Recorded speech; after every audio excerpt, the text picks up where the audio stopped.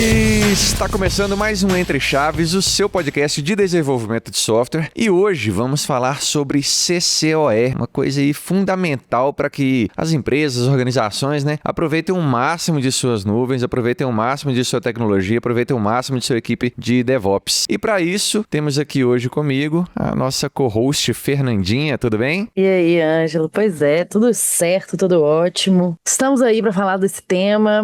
Vambora, que eu tô doida para falar e aprender sobre isso. E nós vamos aprender com Felipe Cidade, mais uma vez aqui, nosso gaúcho preferido aqui, participando do nosso Entre Chaves. Bem-vindo, Felipe. Obrigado, Fernanda. Obrigado, Ângelo. Vamos dar uma desbravada aí, o que é essa sigla aí, CCOE, entender um pouquinho mais do conceito e como é que ele pode ajudar o nosso dia a dia aí de DevOps aí de novo. Então vamos começar explicando pelo menos o significado da sigla, esse CCOE, que é o Cloud Center of Excellence, ou traduzindo, Centro de Excelência em Nuvem. Já falei que é algo que ajuda muitas organizações para explorarem o máximo possível das nuvens, dos recursos, de poder entregar com mais qualidade, com mais agilidade, Acho que isso aí é o básico. Mas o que você pode falar pra gente, Felipe, que não tá tão óbvio aí nesse nome do CCOE? O que você pode explicar pra gente melhor aí sobre essa sigla? O CCOE, ele é hoje uma estrutura complexa, podemos dizer assim. Como o próprio nome diz, o Centro de Excelência em Cloud, ele é uma estrutura grande, composta por vários papéis, que tem suas responsabilidades delimitadas e tudo mais, mas ele tem este papel de fazer uma gestão transparente, clara, cumprindo os objetivos da organização como um todo,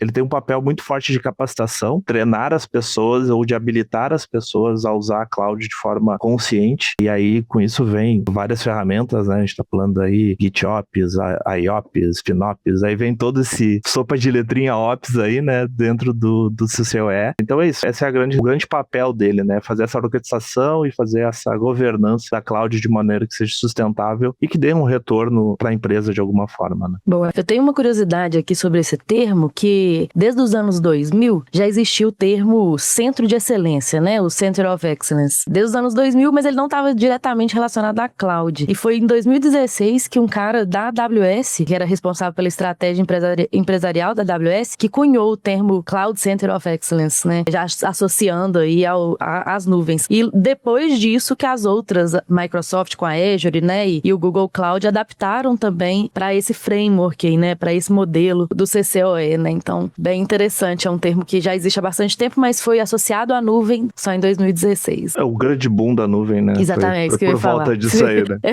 Foi o grande boom da nuvem. Uma coisa interessante é assim, a primeira vez que eu ouvi esse termo, pra mim, eu não sei se pra outros ouvintes aí também se arremeteu a isso, parecia que era algo como saber usar várias nuvens ao mesmo tempo, assim. A primeira vez que eu ouvi esse termo, eu achei que era alguma coisa assim. Não faz muito sentido pra um cliente que usa uma nuvem só, sabe? Eu tive essa impressão. Depois eu fui estudar um pouco mais sobre o termo, fui entender. Atualmente aqui no DTI a gente tem até projetos que trabalham com isso, e eu entendi que não, até mesmo para um cliente que tem uma nuvem só, faz sentido, Sim, a verdade é sim, o fato de ter uma nuvem, ter várias nuvens, ele não é delimitador para o centro de excelência, digamos assim, Como eu comentei antes ali, o papel dele é fazer essa governança, essa orquestração. Quando você tem uma nuvem, você tem várias nuvens, isso pode ter um custo muito alto e pode ter uma complexidade muito grande do que está rodando, quais são as tuas cargas de trabalho, quais são os teus workloads que estão rodando nessa nuvem, Então, é bem comum as pessoas acharem, as empresas acharem que é algo muito longe, muito difícil de implementar e algo muito complexo e caro, Muito pelo contrário, é algo que eu enxergo hoje que se faz necessário. Os custos da nuvem, ele pode, uma nuvem só, não precisa ter várias, mas ele pode disparar muito rápido, faz uma arquitetura errada, uma configuração que tu fez equivocada e tu pode ter no final do mês uma conta gigante para pagar, e se tu não tiver pessoas capacitadas, habilitadas e com o olhar para o que está acontecendo dentro do teu ambiente da nuvem, tu pode acabar com todo o projeto de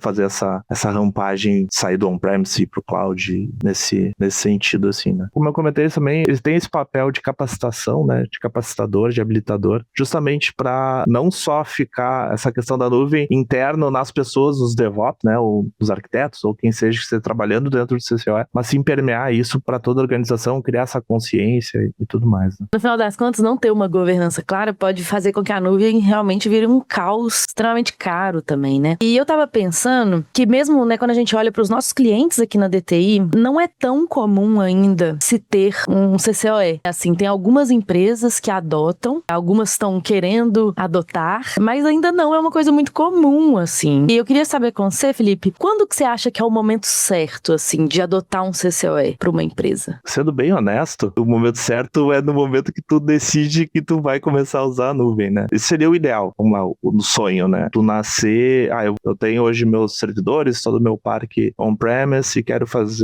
começar a rodar as coisas em nuvem. O certo seria tu ter uma estrutura, talvez não tão robusta como a gente tem em alguns clientes aqui, né? Onde o CCOE tá há 5, 6 anos sendo desenvolvido e aí, né, tem todo um ecossistema muito forte, mas nascer de uma forma correta. E eu acho, então, a minha opinião é de que o CCOE deveria iniciar desde o dia 1, né? Ou antes de eu subir as minhas cargas de trabalho para a nuvem, eu ter uma equipe de trabalho focado em gerir, né? Ou criar essa subida à nuvem de forma consciente e com governança, né? Mas assim, nada impede de alguém que já está há anos trabalhando na nuvem implementar, ou, né, ou quem está começando agora. Acho que é um termo e é uma estrutura que ela é muito maleável, né? Então dá para ir jogando, né? Eu acredito que empresas que não têm um time de CCOE, né, normalmente essas atribuições de nuvem ficam com o time de infra, né? Assim, existe normalmente um time de infra, né, que cuida da nuvem. Eu sei que você já falou algumas coisas aí, como capacitação, como, né, se realmente ter um cuidado bem ativo e tudo mais, mas o que você acha que são realmente as diferenças entre um time CCOE e um time de infra? E o time de DevOps também, sabe? Porque tem muita gente que deixa essa parte, que tem um time de DevOps lá, que pode ser considerado algo mais novo do que um time de infra, né? O termo DevOps é algo muito mais novo. E agora a gente tá falando do tal do CCOE também. Então a gente pode fazer essa comparativa, né? Qual que é a diferença entre os três, o que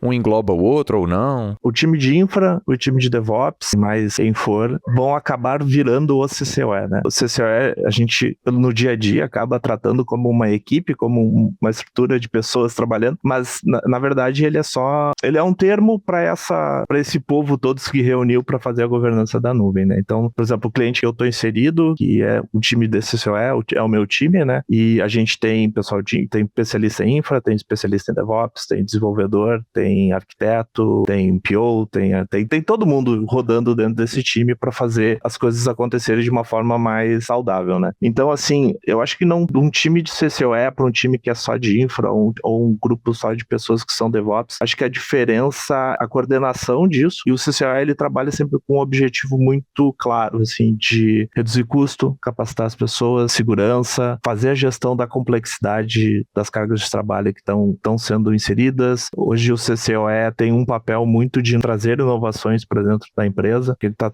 toda hora sendo exposto a novidades que a nuvem está trazendo, ou a ferramentas novas, ou novas formas de trabalho. Então eu acho que assim, o CCOE, ele é nada mais do que pegar essas pessoas que estão hoje isoladas, né? A infra, ela não tem só a responsabilidade da nuvem, tem a responsabilidade do on-premise, da rede interna da empresa, e cuidar de fazer a evolução tecnológica. O pessoal de DevOps está muito preocupado em otimizar aquele workload lá que o pessoal está trabalhando, aquele produto que está sendo trabalhando, criar suas pipelines de CI/CD, por aí vai. Então, o CCOE é mais nada do que juntar essas pessoas com essas skills diferentes e colocar um norte, né? Colocar um caminho para essas pessoas percorrerem, né? Uma outra coisa que eu fiquei pensando aqui, que eu vi que é diferente, é que normalmente, né, num time tradicional que, enfim, tá entregando uma feature de um produto qualquer, normalmente esse time precisa se preocupar com tudo que ele vai precisar fazer na nuvem. Claro que ter um time de infra talvez vai ajudar, né? Às vezes o time não vai nem ter permissão com certas coisas, mas dado que ele tem permissão, ele que vai ter que tratar de criar seus pipelines, implementar o seu CI/CD, fazer tudo que ele precisa, né? Provisionar o seu ambiente como um todo. E acredito que, aí você pode falar muito melhor que eu, né, Felipe? Mas acredito que numa empresa que existe um CCOE, igual o cliente que você trabalha aqui na DTI, muitas dessas coisas são abstraídas, né, pro time de produto. O time de produto meio que já sabe que já existe um tanto de padrão, um tanto de coisa que vocês entregam pro time de produto só pra eles, sei lá, codarem e não se preocuparem tanto com essa parte de implantação, né? O CCOE nasceu, até contando um pouquinho da história desse cliente, assim, acho que é interessante para trazer um pouco de contexto, né? Esse cliente, ele acordou, teve esse insight de começar a fazer abraçar essa causa do CCOE, digamos assim, né? Há uns, 5 anos atrás, em torno disso, né? Com a própria Microsoft dando suporte, e depois, logicamente, a gente entrou, DTI entrou e acabou melhorando e trouxe uma série de processos, né? Mas ele começou com essa preocupação justamente eles tinham uma conta muito alta de Azure. Os times, como tu comentou, onde os times tinham muita dificuldade, cada um entrava lá e subia o recurso que queria, como queria, e aí as coisas começaram a se perder um pouco o controle, né? E aí o CCOE, ele foi criado justamente com essa responsabilidade de otimizar as coisas, deixar as coisas mais fáceis, e aí nessa esteira se criou muita padronização e muita ferramenta para justamente fazer isso que tu tá comentando, né? Do melhorar ou deixar o time de desenvolvimento responsável por desenvolver e não se preocupar com os recursos, né? Então a gente hoje já tem um processo onde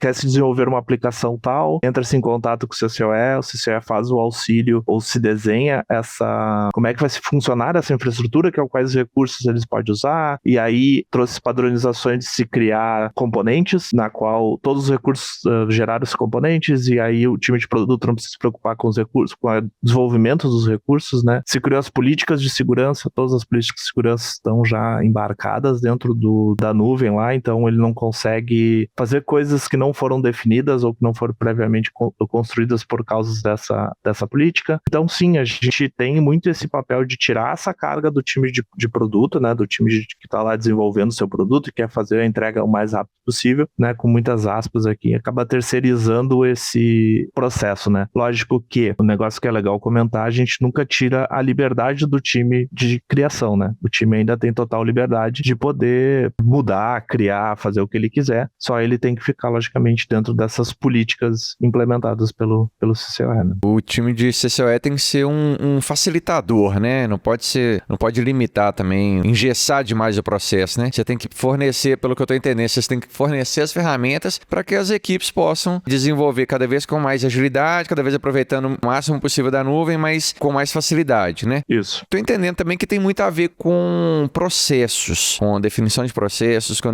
definição de governança, provavelmente muita preocupação com segurança, né? Então eu queria saber se no dia a dia de vocês também tem muita escrita de documentação, tem muita desenho de fluxograma, mas não aquelas caixinhas de arquitetura, mas sim aqueles fluxogramas de processos também. Queria saber se no dia a dia de vocês aí tem um pouco disso. A gente brinca aqui que a gente é pago para escrever documentação. Esse é o nosso nosso dia a dia, né? A gente tem uma política bem legal. Uma política, não, a gente tem um processo bem bacana, assim, de tudo que nós geramos dentro do CCOE. Eu falei lá no início, lá que a gente tem uma característica de trazer inovação, de fazer muita pesquisa, Spike, POC, toda hora tem alguma coisa acontecendo. Então a gente gera muita documentação mesmo. Assim, a gente escreve muita coisa, gera muito fluxograma de processos e fluxograma de caixinhas de arquitetura também.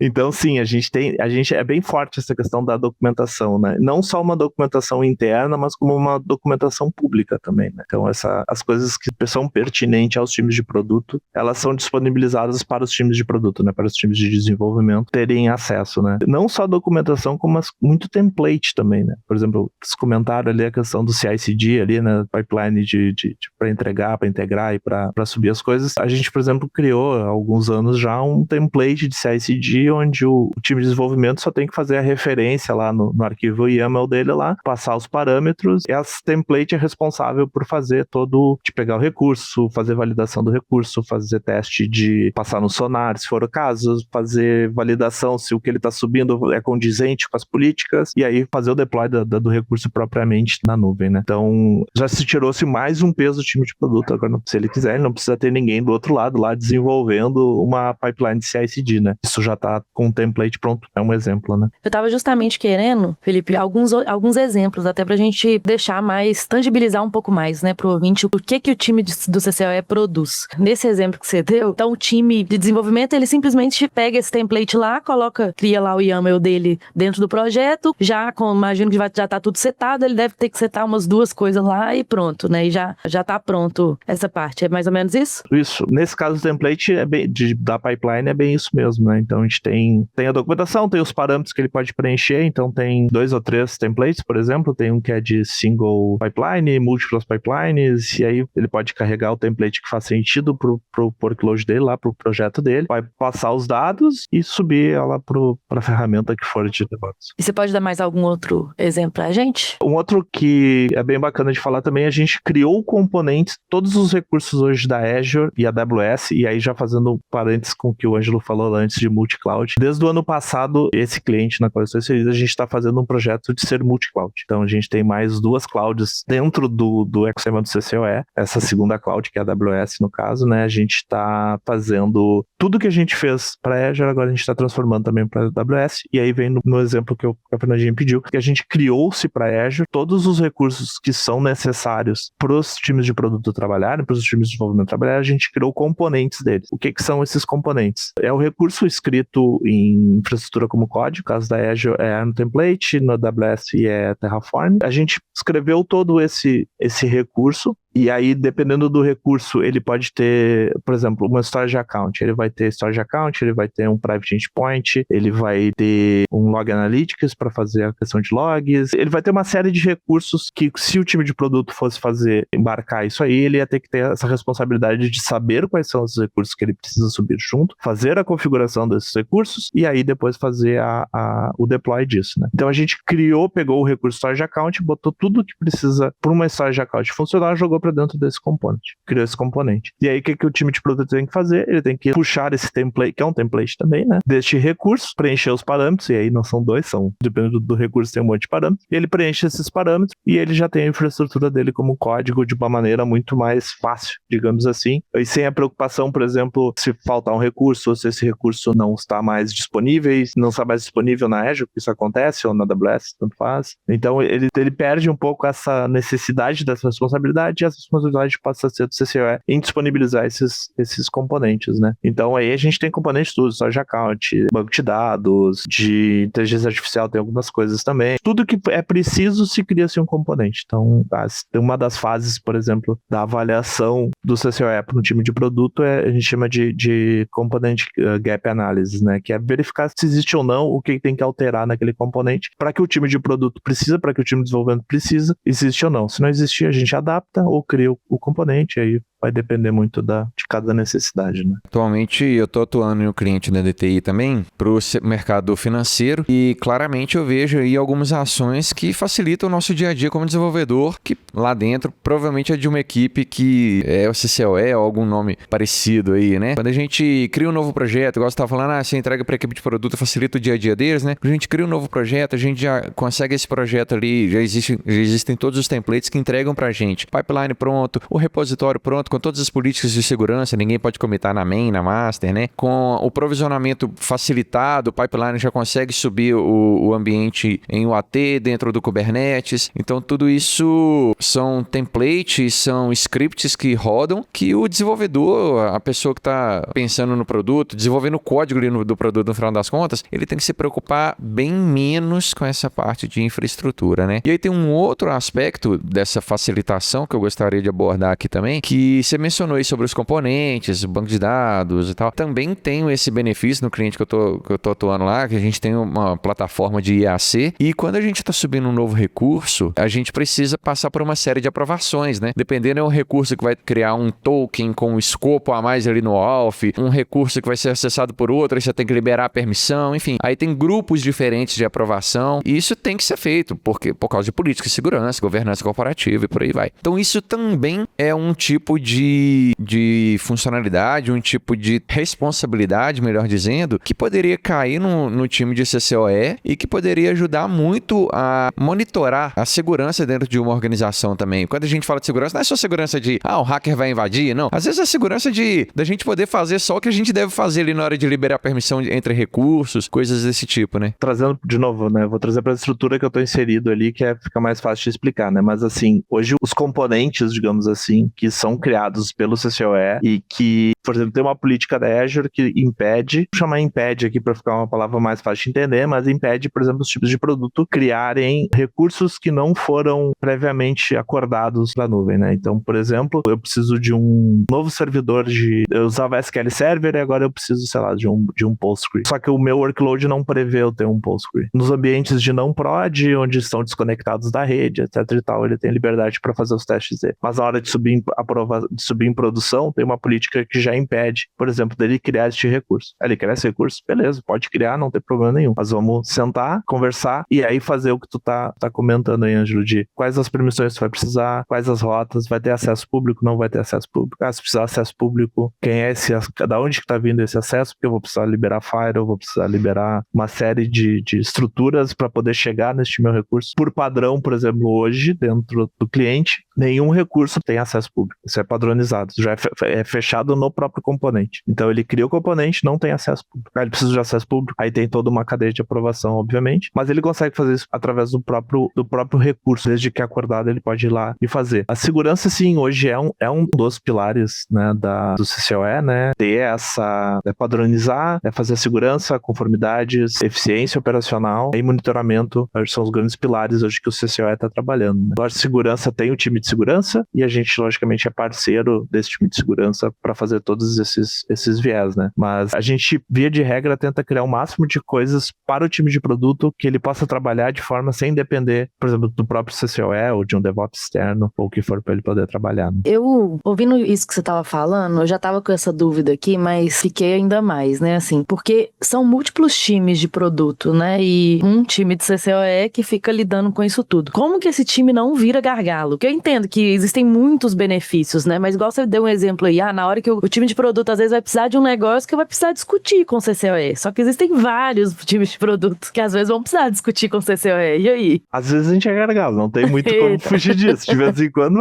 não tem, se é algo muito complexo, ou se é alguma coisa muito nova, Sim. vai acabar tendo que, sei lá, fazer uma POC internamente para descobrir como é que a gente vai entregar aquilo e tudo mais, então volta e meia a gente vira gargalo. Mas a ideia justamente de ter templates, components, as políticas implementadas, e aí esse é o nosso grande papel de ficar fazendo essas coisas girar, né? Isso tudo está bem azeitado para poder girar bem. É que 90% dos produtos que sobem são produto que ele vai lá, pega o componente da prateleira, pega o template pipeline, monta ali, sobe. Que aí já facilitou pra caramba, né? Exatamente. Hoje, por exemplo, nesse cliente são 32 times de produtos, tá? Só pra você ter uma ideia da dimensão, né? Acho que, assim, tem 2 ou 3, assim, que a gente gasta mais tempo trabalhando junto, porque são produtos bem mais complexos, né? Um é o pessoal de dados, um pessoal lá que tem umas VMs bem complexas, então esse pessoal que tem, a gente acaba gastando mais tempo, assim. O restante dos times de produto é algo muito, muito do dia a dia, assim, e aí acaba ficando bem mais simples. Eu fiquei, quando eu fiz a pergunta também, o time, né, como não virou gargalo, mas também como não ser conhecido como o time da burocracia também, né, que tipo assim, aí, tá vendo, lá veio esse cara pra criar burocracia pra mim. Que querendo ou não, quando o dev tem permissão pra ele mesmo criar os recursos, claro, né, tem muitos problemas, mas um deles não é a burocracia, né, tipo assim. Então, é bastante tempo que a gente tá trabalhando pra tentar deixar as coisas mais suaves possíveis, né, mas não tem como não fugir de uma certa burocracia, até para o negócio não virar bagunça, né? É, sim, que é exatamente a burocracia que evita a zona, né? Exatamente. Mas como eu falei, assim, a gente hoje tem por exemplo, na Azure lá, a gente tem os times de produtos, os times de desenvolvimento, eles têm de 2 a 3, depende, vamos botar na média aí 3 ambientes disponíveis para eles trabalhar. Um de produção, um de QA, né, e um de dev. Via de regra, esse ambiente de dev é onde eles têm mais liberdade de poder criar o que eles quiserem, lógico, dentro da política pré-estabelecida, né? E aí acaba minimizando um pouco essa situação de é muito burocrático, qualquer coisa que eu preciso fazer, eu tenho que pedir permissão, né? Então esse ambiente dev, ele pode criar um recurso lá específico para ele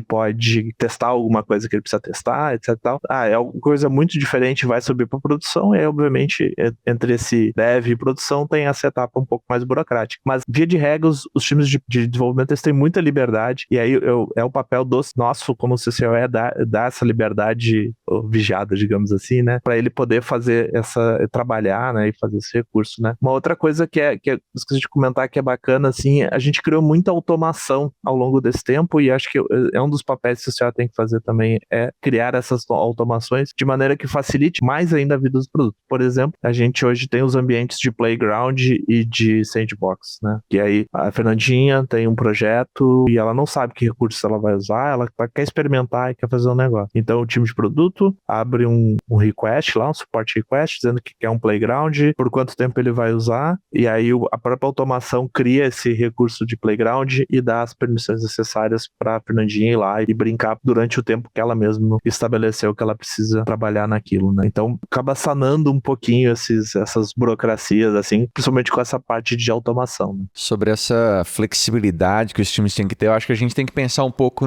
botar na balança o seguinte: se todos os times tiverem flexibilidade demais, aí vira uma zona, que é o que a Fernandinha tava falando ali, cada um vai usar a nuvem de um jeito, aí o custo vai estar alto, ninguém vai entender por que vai estar altíssimo, sabe? Então quando a gente padroniza, a gente não tá padronizando só pra burocratizar e tem que passar exatamente por esse processo, ou a gente não tá padronizando pra engessar, a gente tá padronizando pra gente organizar, né? Acho que essa que é o principal propósito aí de um time de CCOE. Padronizar, definir processos bem estruturados que permitam a flexibilidade quando ela é necessária. Você citou bons casos aí pro time de dados, para um time que tem uma VM mais complexa, para um time que tá fazendo alguma coisa de inovação. Às vezes é um time que precisa testar uma ferramenta diferente porque precisa de uma eficiência melhor, um desempenho um pouco melhor, vai precisar de uma ferramenta diferente e tá tudo bem. São casos que são exceção, mas que a exceção seja a exceção, né? Que seja, igual você citou aí, 90% dos times entram ali no processo e conseguem encaixar as ferramentas nas necessidades que eles têm no dia a dia. Isso que é muito legal, né? Facilita muito para o time de gestão mesmo. Já tô pensando aqui também para monitorar custo disso, deve ser uma loucura também, né? Se você não tiver uma padronização. E aí, quando a gente fala de monitoramento, aí eu queria puxar monitoramento assim, que tipo de monitoramento, falei de monitoramento aqui, pensei nisso agora, que tipo de monitoramento que cairia na mão do CCOE? Porque aquele monitoramento, deu erro na aplicação, vamos entender o que está acontecendo, isso aí é um monitoramento que cada equipe faz do seu produto, né? Mas imagino que dentro do CCOE, eu citei aqui o custo e me veio isso à mente, né? Monitoramento de custo, entendo que seja uma responsabilidade do time de CCOE. Tem algum outro exemplo que você consegue dar pra gente? Hoje a gente, dentro do CCOE, a gente tem várias métricas na qual a gente está sempre observando e tomando ações em cima dessas métricas, tá? Custo, acho que é a mais fácil, a mais palpável, né? E aí, um exemplo legal de fazer, a gente vem aí há uns 3 anos fazendo redução de custos, fazendo trabalhos de redução de custos da nuvem. Já vou até comentar, se você quiser trazer algum número aí de quantos por cento, quantos milhões aí economizou, fica à vontade também. Os últimos 3 anos, 450 mil euros foi o que a gente economizou em cloud, tá? E aí, para chegar nesse número, nessa métrica de controle de custo, a gente tem que ter outras métricas na qual a gente está olhando. Por exemplo, as métricas de consumo das aplicações, né? Será que a carga de trabalho está aquém aquele trabalho, ou está supervalorizada ou não, né? E aí, em cima disso, por exemplo, a gente pegou várias functions, por exemplo, que estavam hiperdimensionadas, né? Tinha um recurso a mais, usando 2% da capacidade, 1% da capacidade. Então, começou-se todo um trabalho de olhar para esses números de desempenho dos recursos que nós temos lá, e dentro desse desempenho a gente começar a fazer esses trabalhos de, tudo bem, tu tem aqui, sei lá, um SQL com 200 DTU, mas tu precisa de tudo isso? Não sei, vamos olhar pro teu número. Olhando pro teu número. Não, cara, mas 90% do tempo tu tá usando 1% da tua capacidade. Quem sabe a gente troca o tier que tu tem, coloca alguma coisa, um auto-scale aqui para fazer essa escalabilidade, quando não precisa, reduz. Você começou a ter esse olhar. Processinho, né? A gente padronizou, a gente criou templates, agora a gente tem que olhar para tudo isso que está implementado, e aí onde é que nós vamos agir, onde é que a gente vai agir. Logicamente, economizar dinheiro. No fim, é isso que as empresas querem, é não ficar queimando dinheiro, né? Então a gente começou a ter essas métricas. Então tem essa métrica de custo, para chegar, temos o número. Agora eu quero reduzir o número, o que é que eu preciso olhar? A gente foi olhar para as métricas de desempenho das aplicações. Aí, em cima das métricas de desempenho, como estão os nossos contratos com os nossos cloud providers, né? Será que a gente não consegue fazer um reservation do que a gente tem? Reservar por 3 anos e aí tem um abatimento lá de 60% do valor daquele recurso? Então teve todo esse trabalho, é papel do CCOE fazer todo este trabalho, né? Não só olhar para os recursos de como vai subir, como vai fazer, mas também como eles estão sendo utilizados, e aí num papel muito mais de propor as alterações para os times de produto, né? E logicamente, a palavra final é do time de produto. Se a gente chegar lá e dizer, tu tem um SQL Server, tu tá usando 2% da tua capacidade, vamos reduzir para ficar... Não, a gente quer isso aqui, porque pode, eventualmente, beleza, ok, quem tá pagando a conta no fim é eles, né? Mas é a empresa toda, mas logicamente o rateio é deles lá. E a palavra final é deles, porque eles sabem onde é que aperta o calo do produto deles lá, e a gente, de novo, é mais uma ferramenta habilitadora, de novo, capacitação e tudo mais, para poder fazer a condução desse processo. E essa métrica de custo, por exemplo, né, ou de desempenho, igual você estava falando, são as métricas que a gente pode considerar como métricas de sucesso do time do CCOE? Porque, assim, um time de produto, normalmente, ele tem muito mais essas métricas de sucesso, muito mais claras, né? Que é tipo, é a utilização do aplicativo que eu lancei, é o ganho que esse aplicativo tá dando para a empresa. Mas, assim, normalmente, produtos eles têm métricas muito mais claras, né, de quando que um time tá tendo sucesso ou não. O CCOE eu imagino que deve ser muito mais complexo de encontrar esse tipo de métrica, né? É bem difícil. A gente todo ano tem essas discussões de qual é o valor que a gente está entregando para a companhia. Esse é um problema não só do cliente na qual eu estou inserido, mas de todos os clientes que querem fazer a implementação, né, do CCOE. Por exemplo, agora eu estou auxiliando um outro time aqui da DTI a fazer, eles estão construindo dentro do cliente a estrutura, montando a estrutura do CCOE. E toda reunião na qual eu participo, sempre vem com a mesma pergunta, tá, mas qual o número que a gente, o que a gente vai entregar? Qual é a métrica? Qual é o nosso resultado, né? O mais fácil é custo, com toda certeza, porque é tangível, né? Tu tá gastando lá 1.000 euros por mês, R$1.000 por mês, e aí tu passa a gastar 300, tu sabe o que tu economizou ali naquele valor, né? 50% de economia. Então, acho que custo é o grande, para vender o CCOE, para dentro da empresa, eu acredito que o custo é a grande métrica, né? E as outras métricas aí vai muito nessas métricas de eficiência, que funcionam muito bem para os times de desenvolvimento, né? Tu garantir... Talvez diminuir um lead time, né, de entrega, alguma coisa assim. Voltado para produtividade, assim, né? Produtividade, exatamente, assim. Mas quando se fala externo para a companhia, acho que custo é o grande número, é a grande métrica que a gente entrega. Pelo menos é o que brinca, que é o que começa a nossa apresentação no final do ano lá dos resultados, é o slide primeiro, é o quanto a gente economizou, né? Mas tem alguns, tipo, muito intangíveis, tipo segurança. É o que eu tava falando. Se você tem um ambiente complexo, cada um faz de um jeito, é muito mais fácil você ter brecha de segurança. Se você tem tudo padronizado, é muito mais fácil controlar a segurança. Então, esse é um custo extremamente complexo de estimar, né? E se tiver uma falha de segurança, qual que é o prejuízo que você vai ter, sabe? É difícil de botar no papel e fazer entender, mas tem que botar no papel e tem que tentar gerar valor, né? Uma outra métrica que vocês falaram de lead time, só para complementar, que é legal de comentar, um número que a gente teve e logo no meio ali do CCOE ali para esse cliente, né, foi a velocidade de entrada de novos produtos para cloud, né? Então a gente tinha lá um mês, dias e dias de desenvolvimento para poder subir o recurso. Criamos os components, criamos os templates, e isso aí caiu para um dia. Maravilhoso um negócio desse, né? Dependendo da complexidade do produto, pega por exemplo, o CCOE hoje, ele é responsável pelo desenvolvimento de infraestrutura de alguns desses 32 times de produto. Então o time de produto não tem mais DevOps e transferiu essa responsabilidade pro time do CCOE, né? E aí o time do CCOE, dependendo da pessoa ali, né, obviamente, né, pela skill, mas é um dia e ele monta escreve toda a infraestrutura como código e sobe o recurso pro cara poder subir as coisas dele lá e poder trabalhar. Então isso é uma outra métrica, né, esse lead time, né? E vocês têm alguma dificuldade, mudando um pouquinho de assunto, vocês têm alguma dificuldade em motivar os colaboradores, as pessoas que trabalham com o CCOE? Porque, querendo ou não, né, como eu falei, num time de produto é muito mais fácil você criar um propósito com aquilo, né? Porque você tem entregas muito claras. E um CCOE, talvez por essa característica de não ter entregas tão claras, métricas tão claras, seja até mais difícil da galera encontrar um propósito de trabalhar naquele time, sabe? Vocês têm dificuldade com isso? Não. Ah, que bom. Como eu disse, é um time, ele é diferente. A estrutura dele como time, ele é diferente. Pela característica, a gente não entrega produto, é mais difícil de mostrar o valor para a companhia e tudo mais. Porém, a gente tem uma característica das pessoas que trabalham com o CCOE, de serem pessoas que têm uma característica de gostar dessa parte de inovação, de aprender coisas novas, de entender como é que as coisas funcionam. Então, a motivação é muito em cima das coisas que estão acontecendo dentro do CCOE, né? Então, por exemplo, agora a gente está com esse processo de 2 novas clouds, né? A AWS e a BTP, que é da SAP, né? Então, tá fazendo um monte de POC, tá fazendo trabalho de... pessoas estão estudando. Eu brinco, faz 3 anos que eu estou nesse time de CCOE, né? E foi o primeiro time na qual eu trabalhei, tenho quase 20 anos de TI, né? Que eu trabalhei onde eu tinha 1 hora por dia, na verdade, 5 horas por semana dedicado a estudar. Eu poderia pegar um tema e estudar alguma coisa que fosse relativa. Então, assim, ela tem muito essa característica de pesquisa. Então, as pessoas acabam se motivando muito por esse lado de ser pesquisador, de aprender coisa nova, de implementar coisa nova. Então, essa é a grande motivação do pessoal aqui, né?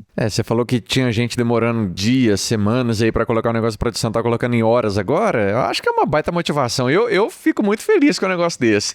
Eu lembro da época que eu tinha que ficar mexendo nos pipelines, aí você vai subir um negócio novo, tem que configurar o pipeline todo do zero. Agora, com times de CCOE, processos, templates e scripts, de repente você clica no botão, nasce tudo. Cara, maravilhoso. Outro dia eu tava fazendo um sisteminha bobo aqui interno, né? E, claro, com o cursor lá eu consegui, lembrando que tem muito tempo que eu não programo de fato, né? Mas com o cursor super consegui, criei o sistema, ficou lindo, maravilhoso. Mas na hora de colocar o negócio em produção, o cursor me arrumou uma confusão.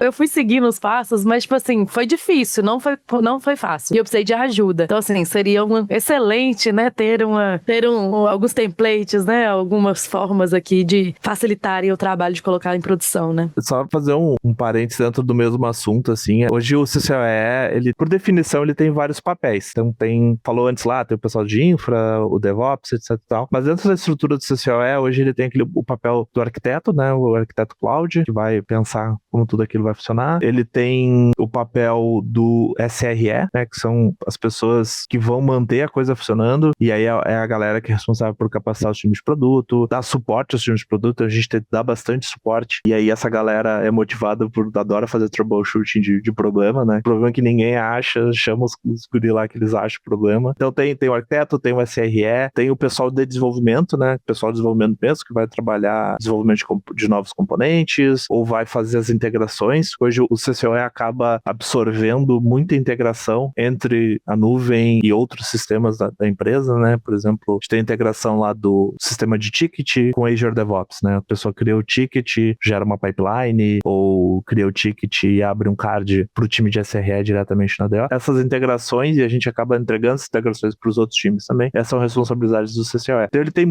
esses múltiplos papéis, e aí cada um desses papéis acaba tendo uma carga de trabalho diferente, uma motivação diferente de como resolver o seu dia a dia, né? Não, legal. Então a equipe CCOE está dividida entre várias equipes, várias responsabilidades, com seus principais pilares, né? Você podia repetir pra gente os principais pilares, Felipe? Hoje é padronização, como é que tu vai garantir a consistência de tudo que tu vai implementar, segurança e conformidade, e aí a gente tá falando de implementação de políticas, olhar atento aos sistemas, automações, etc e tal, otimização de custo, FinOps, acho que é o carro-chefe, né? A gente comentou ali das métricas, acho que é a grande métrica, garantir a eficiência operacional dos times de produto, e aí component, template, automação, entregar tudo que a gente pode entregar para os times de produto de forma que eles sejam eficientes e foquem no que eles precisam focar. E visibilidade e monitoramento, acho que é o último pilar aqui, de ter um olhar atento a tudo que tá acontecendo e isso fazer parte do dia a dia, né? Ou seja, com o CCOE bem implementado, um time de CCOE funcionando direitinho, a gente vai ter a aplicação mais segura, a gente vai ter mais produtividade no time, a gente vai ter uma infraestrutura com custo mais baixo e uma padronização de processo, deixando os desenvolvedores mais felizes. Olha que coisa bonita. Queria te agradecer então, Felipe, mais uma vez, muito obrigado por participar do Entre Chaves,